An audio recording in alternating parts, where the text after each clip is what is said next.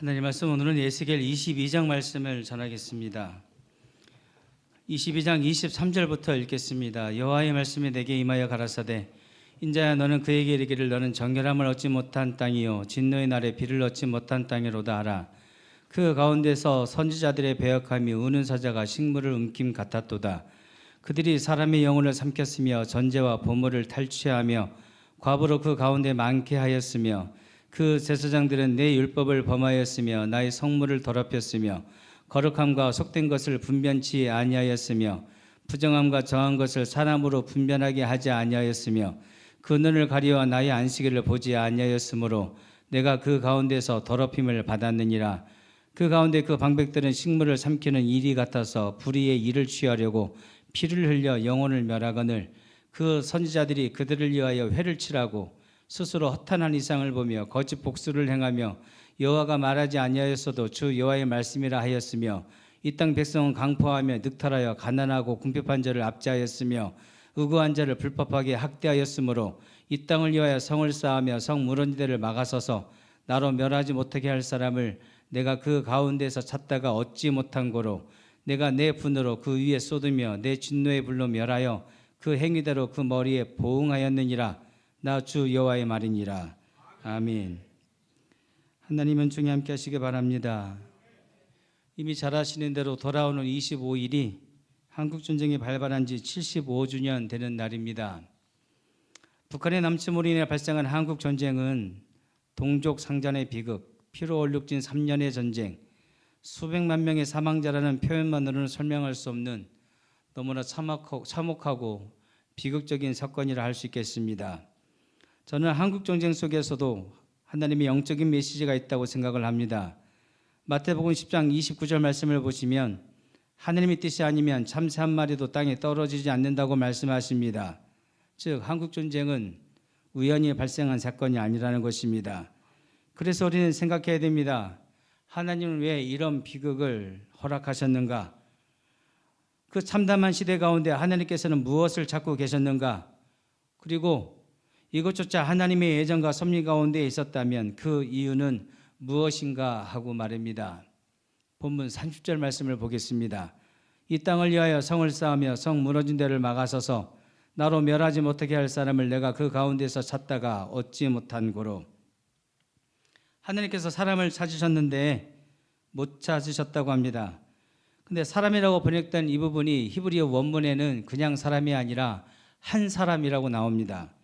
즉 하나님께서 한 사람을 찾고자 하셨으나 한 사람도 찾지 못하셨다는 뜻입니다. 그럼 어떤 사람을 찾으셨다고 합니까? 하나님께서 찾으시는 사람은 성을 쌓는 사람, 성 무너진 데를 막아서는 사람, 나로 멸하지 못하게 할 사람을 찾으셨다고 합니다. 성을 쌓는다는 말은 담을 세우고 벽을 세운다는 뜻입니다. 적들의 침입을 미연에 방지하고 예방하는 일을 하고 실제 싸움이 벌어졌을 때는 하나님의 백성들을 안전하게 보호해 줄 만한 일을 할 사람 한 명이라도 찾으셨다는 것입니다. 그 다음 성 무너진 데를 막아선다는 말은 적의 공격이나 내부의 갈등으로 인해 발생한 우리 쪽의 틈새나 허점을 숨기고 가리고 막아주는 것을 말합니다. 더 큰 균열을 막고 공동체가 쪼개지는 것을 미리 막는 지혜로운 종들이 있는데 그 사람이 있는가 찾아보았다는 것입니다.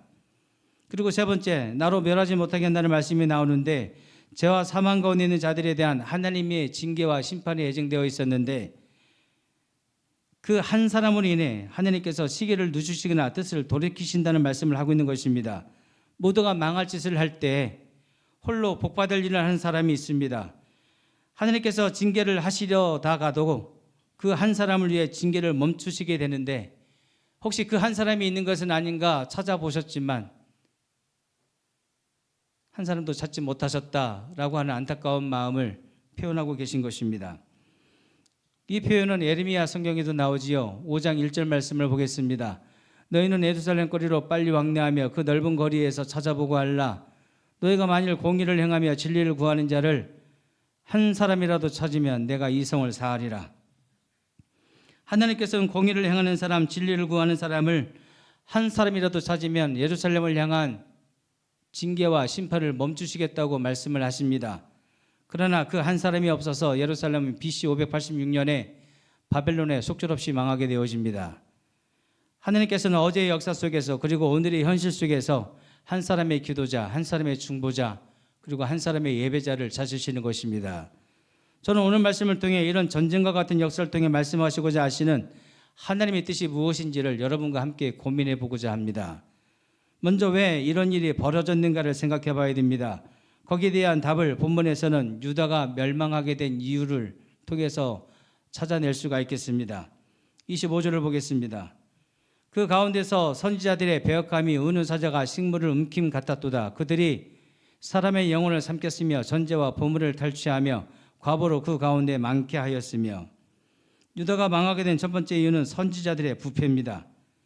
하나님의 말씀을 대언하며 하나님의 일을 해야 되는, 그리고 하나님의 뜻을 통해 사람의 영혼을 살려야 될 선지자들이 오히려 사람의 영혼을 삼켰다라고 하고 있습니다.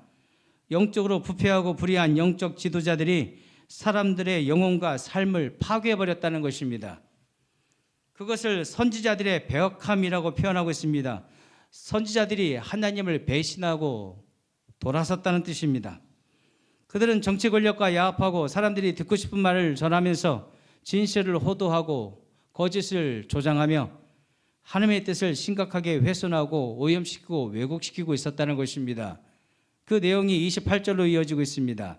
그 선지자들이 그들을 위하여 회를 칠하고 스스로 허탄한 이상을 보며 거짓 복수를 행하며 여호와가 말하지 아니하였어도 주 여호와의 말씀이라 하였으며. 하나님의 말씀을 전하겠더니 듣기 좋은 사람의 말로 바꿔버렸습니다. 죄를 지적하고 회개를 촉구하라고 했더니 잘하고 있다, 복받으라는 식으로 헛된 희망의 메시지로 둔갑시켜 버렸다는 것입니다. 마치 회를 친한 설교로 포장을 한 것입니다. 헛된 희망의 메시지로 저들에게 잘못된 메시지를 전달하고 있었던 것입니다. 이런 선지자들의 행태를 꼬집는 표현이 그들을 위하여입니다. 하나님을 위하여 일을 해야 되는 선지자들입니다. 하나님을 위하여 말씀을 전해야 되는 선지자들입니다. 근데 자신들을 위해 설교를 하고 사람들을 위해 일을 하는 사람의 종들이 되어 있더라는 것입니다. 그들은 그렇게 사람들이 듣기 좋은 설교, 사람들이 원하는 설교, 사람들이 듣고 싶어하는 말씀을 전하면서 저들이 가져오는 복채만 챙기면 된다는 식의 밥그릇 지킬 궁리만 하고 있었던 것입니다. 한국 전쟁 전 한국 교회의 현실이 그랬습니다. 35년간의 일제강점기 가운데 교회와 목회자들은 하나님 앞에서 죄를 지었습니다. 하나님을 위해 목회하지 않았고 하나님의 영광을 위해 예배하지 않았습니다. 일제 강제 앞에 맞서지 않았고 오히려 타협하면서 신사참배와 창씨개명을 주도하는 일까지 벌였습니다. 교회의 헌금을 가지고 더 나아가 교회 건물과 부동산을 팔아서 일본은행에 넘기는 정신나간 목회자들도 있었습니다. 어떤 교회들은 하나님께 예배드리는 시간에 황국시민 선서를 제청하고 기미가요를 부르고 동방요배를 하는, 동방요배는 일왕에 사는 동쪽을 향해 절을 하는 행위를 말합니다.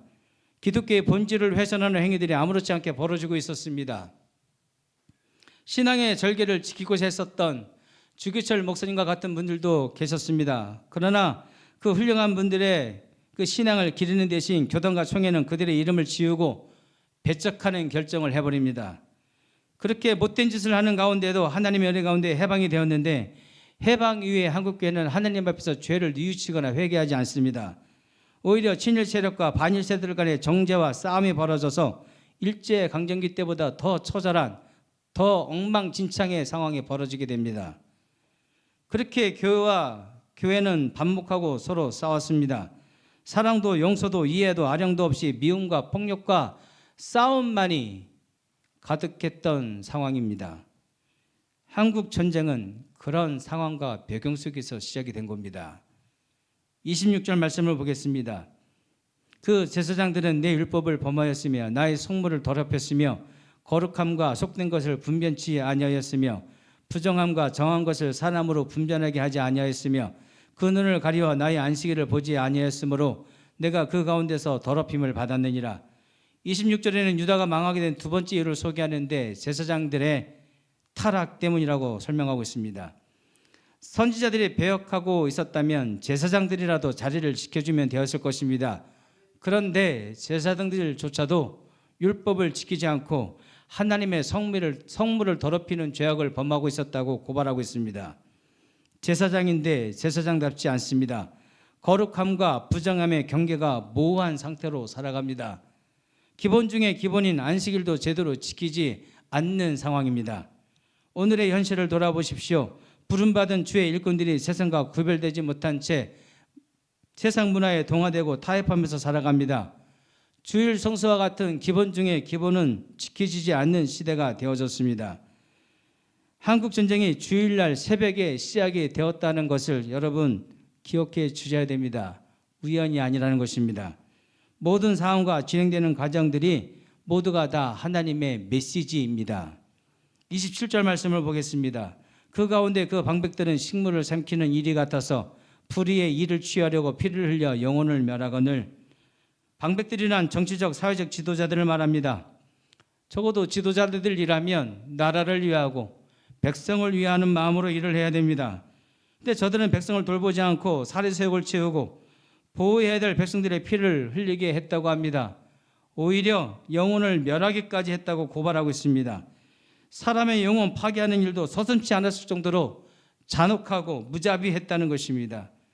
저들의 잘못된 정치적 판단과 결정으로 인해서 백성들로 하여금 하나님과 단절되게 만들었고 결국 하나님의 축복과 은혜를 받지 못하는 영적인 사망의 상태로 내몰아 버렸습니다. 당시 유다처럼 독립 이후 우리나라는 극심한 정치적 부정부패와 사회적 혼란을 겪어야 했습니다.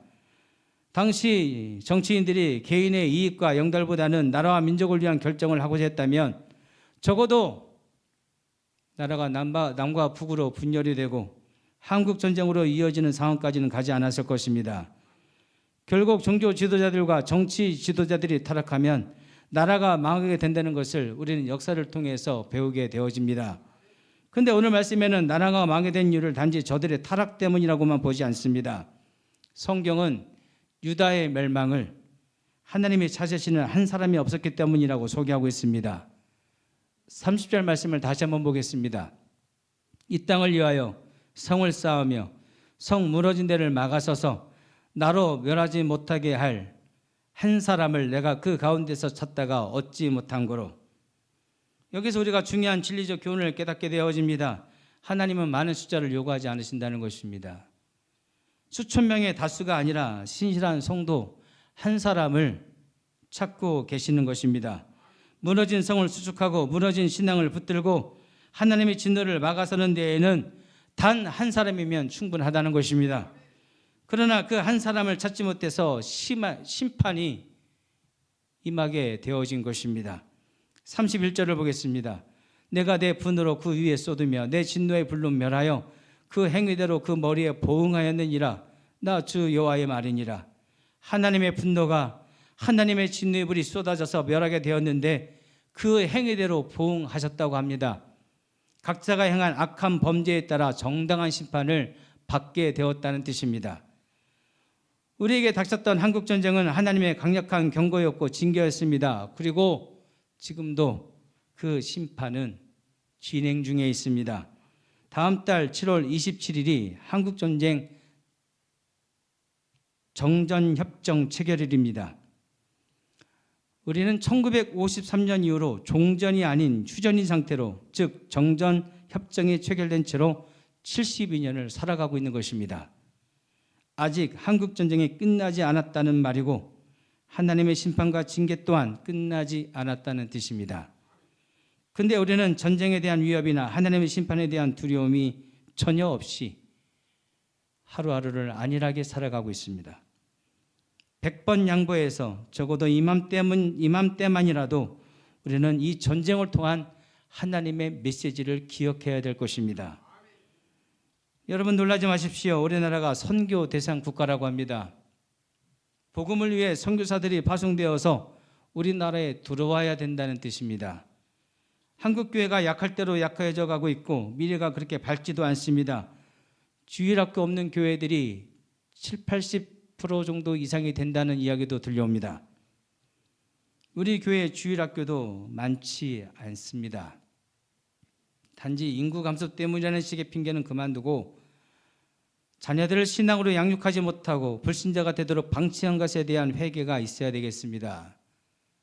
하나님께서는 신앙생활을 하지 않는 자녀들에 대한 책임을 부모님들에게 물으실 겁니다. 자녀들을 위해 우셔야 됩니다. 누가복음 23장 28절 말씀에 예루살렘의 딸들아 나를 위하여 울지 말고 너희와 너희의 자녀를 위하여 울라고 하셨습니다. 새벽기도 방학 그만하시지요. 기도하러 나오셔야 됩니다. 기도해야 할 때 기도하지 않고 기도해야 될 책임 있는 분들이 기도하지 않으면 그 파수꾼의 사명을 감당하지 않은 것으로 인해서 하나님께서 보내시는 그 징계를 감당하셔야 될 것입니다. 오른쪽 앞면 현수막에 나오듯이 우리는 구루터기 같은 교회가 되기를 소망하고 있습니다. 구루터기와 같은 교회가 되려면 마지막까지 믿음을 지키고자 하는 남은 자의 신앙이 되어야 됩니다. 그리고 오늘 말씀과 같이 하나님께서 찾으시는 그 한 사람이 되어야 하는 것입니다. 세상이 변해도 저와 여러분이 변치 말아야 될 이유는 하나님께서는 오늘도 그 한 사람의 성도를 찾으시기 때문입니다. 그 한 사람이 성이 무너지는 것을 막을 수 있습니다. 무너지는 가정을 막을 수 있고 교회가 분열되는 것을 막을 수 있고 나라와 민족이 망하는 것도 막을 수가 있습니다. 한 사람이면 됩니다. 그 한 사람이 남은 자이고 그 한 사람이 곧 구루터기인 것입니다. 스코틀랜드의 여왕이었던 메리 스튜어트가 종교개혁자 존 낙스를 향해서 한 말을 기억하시기 바랍니다. 나는 만 명의 군대보다 존 낙스의 기도가 더 무섭다. 존 낙스 한 사람의 기도가 하나님의 뜻에 반대를 일삼던 한 나라의 군주를 두렵게 만들었던 것입니다. 나라와 지도자를 비판하지 말고 기도해 주시기 바랍니다. 교회와 목회자를 위해 기도해 주시기 바라고 여러분 가정의 가장들을 위해서 기도하시기 바랍니다. 사람에게 하는 말을 많이 하지 말고 하나님께 기도를 많이 하는 지혜로운 종들이 되어주시기 바랍니다. 하나님은 지금도 한 사람을 찾으십니다. 그 한 사람이 제가 되고 여러분이 되고 우리 교회가 되기를 주님의 이름으로 부탁드립니다. 기도하겠습니다.